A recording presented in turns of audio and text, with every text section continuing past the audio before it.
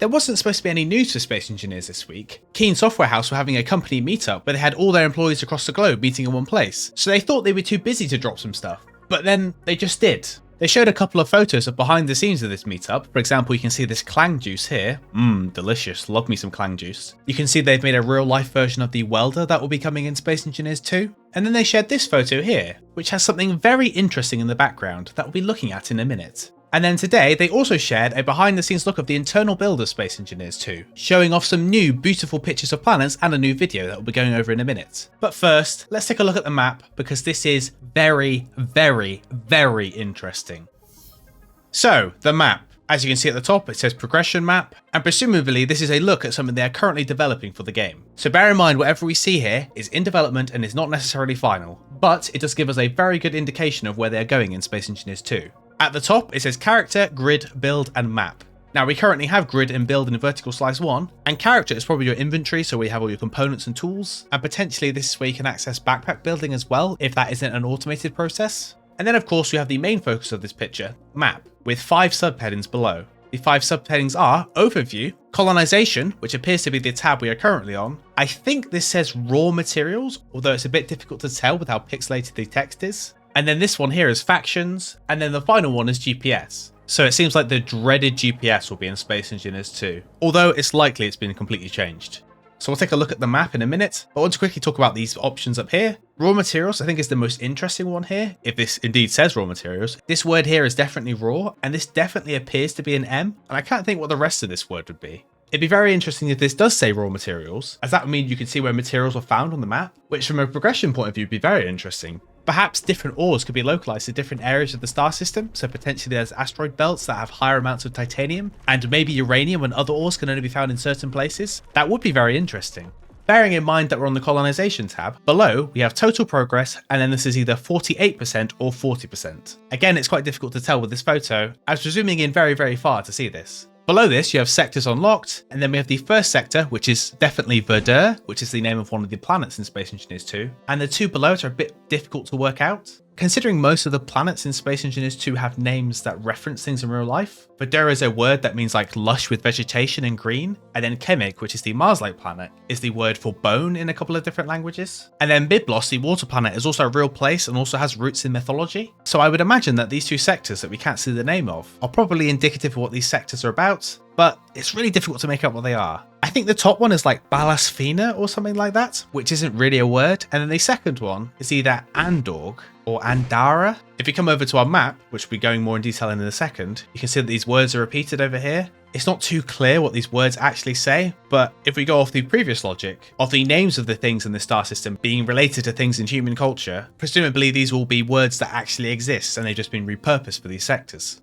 Below the 3 sectors that are unlocked, there's 4 more with question marks. However, if we come to our map, we can actually see there's far more than 7 sectors. There's an additional sector on the right, which is Chemic, which again is our Mars-like planet. This sector here behind the head, I'm pretty confident is Verdure, as it's one of these sectors that is unlocked and it's the only one we can't see on the map. And it appears there's something in this sector above, so I'm going to presume this is the sector that Byblos is in, the water planet. And that leaves 6 other sectors without names. And if you assume that Almagest B is the name of the sector in the middle of the map, that leaves us with 12 sectors in total. We've been told before that the star, or more correctly the brown dwarf, at the centre of the star system is called Delphos. However, the system itself is called the Almagest system, named after a second star which orbits the solar system. So presumably Almagest B is Delphos, our brown dwarf, and that sits at the centre of our star system.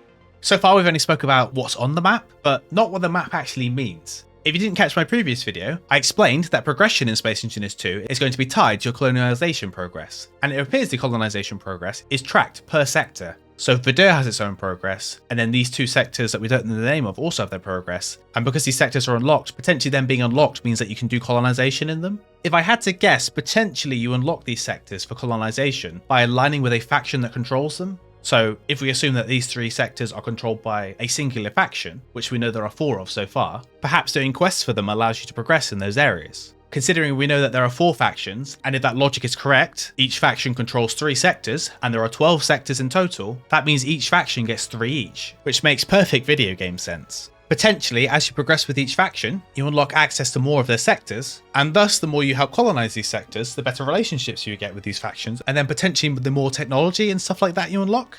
I've had a theory for a while, and seeing this screenshot kind of reinforces this, is that each of the 4 factions of the game control one of the celestial objects. But to explain that, I need to explain what the 4 factions in the game are. This is a quote taken directly from the announcement of Space Engineers 2. Astronauts Without Borders embody the ideals of cooperation, whilst the militaristic Legion of Engineers stand ready to defend humanity's progress. The isolated Elokite communities, religious isolationists, and the boatmen, a mysterious cult born of tragedy, add layers of intrigue and danger to your journey. I think quite obviously, the boatmen sound like a faction to inhabit a water planet like Byblos, so if we assume Byblos is kind of their domain. And then the Elokite community are weird space cultists. It would seem likely they don't have a planet, and their domain is in space, so their celestial body is Delphos, the brown dwarf. So far, it appears the Legion of Engineers narrate all the trailers for Space Engineers 2, talking about how they were the first people here and they built all this new technology. It probably seems likely that they inhabit Verdure and the sectors around it, so that would indicate to me that the 3 sectors currently unlocked are Legion space.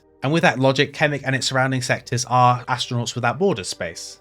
There's also an interesting quote in the loading screens for the game. AWB, which I'm assuming is Astronauts Without Borders, maintains detailed maps of the Almagest system. Some areas remain persistently blank. Perhaps this is a loading screen to hype you up about exploration, or perhaps previously all of the factions previously got along and were able to explore the star system to their heart's content, but something has happened since then that has split up these factions. Another loading screen quote, each faction sees their own future for the Almagest, all are willing to fight for them. Makes it seem like the factions are currently at odds. There's also a lot of loading screens that seem to indicate that our humans of the 4 factions weren't the first people here. They say Verdure's mountains hold secrets older than recorded history, and some structures in the Almagest show signs of advanced engineering, yet their builders are nowhere to be found.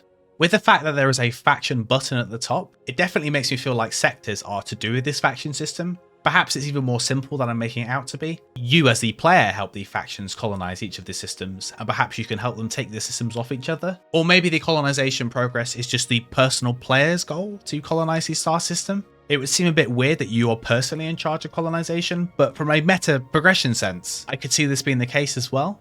We know that there's a lore bible for Space Engineers 2, and we've been told a lot of information about the game, and there's a lot of lore in the loading screens of the game, which paint a really interesting projection of where the game is going to go. But at the moment, we have a map, and that is very interesting by itself. Before we move on to the next section, do you have any theories of what this map is doing? Do you think the different sectors are faction related? And did you spot anything else about the map that I missed as well? We had a surprise dev diary this week, which as I said at the beginning of the video, the developers did not intend to share anything with us this week, but after seeing these in person, they felt that they must show them off.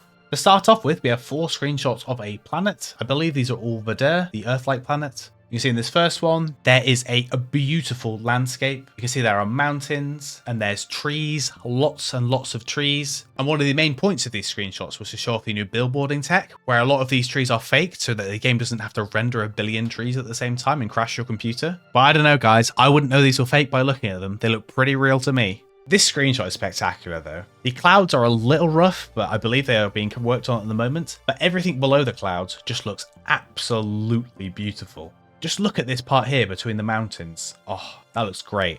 And if you come to the other side with the trees, I know they're all the same trees, but even still, they look amazing.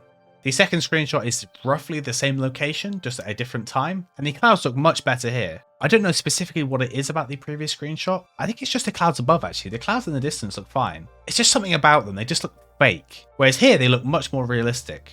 Again, planets look beautiful. I don't need to dwell on the same screenshot for that long. Then we have another one in the same location at night. And look at the horizon. That looks so good. And the red sky, amazing. And then our final screenshot is in a desert. And I believe this is Verdure again, as Chemic, the Mars-like planet, has a slightly different texture in what we've seen so far. And it seems like a lot of the development at the moment is focused on making Verdure look good, as we've seen a lot of stuff from Verdure. And I presume at some point it'll be Chemic's turn to get a focus. These deserty areas, while they are more plain than the more mountainous and foresty areas, still look just as good. Just look at the little detail of all the rocks on the ground, and this tree here, and these little splats of greenery going through. If this was Pertown, we know there'd be ice under here. And look at this mountainside. Oh, I love these screenshots. I can't wait to get my hands on planets in Space Engineers 2. I'm just going to find places that look very cinematic and take screenshots, and that's all I'm going to do for probably the first 100 hours or so.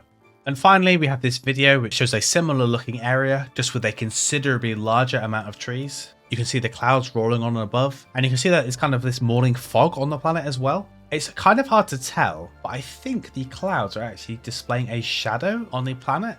No, it definitely is changing. It's very subtle, but you can see shadows over here that are forming potentially as the clouds move overhead.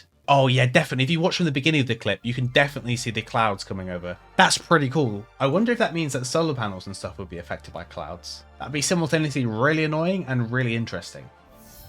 Next week, we'll receive our monthly newsletter for Space Engineers, and I would expect something quite big in that, considering all the reveals we've recently had for Space Engineers 2. And I'd also imagine we'd also get an update on what's happening with food and survival in Space Engineers 1. So, if you'd like to see that, don't forget to like this video and subscribe to this channel, as of course we'll definitely be covering it next week. I don't think anyone wants to see it, but I would love to make a speculation video on the lore of Space Engineers 2. There is so many small details hidden in the game. Like, just this quote here. 5,000 years in isolation changes a people. The Elakites are living proof. What? What does that mean?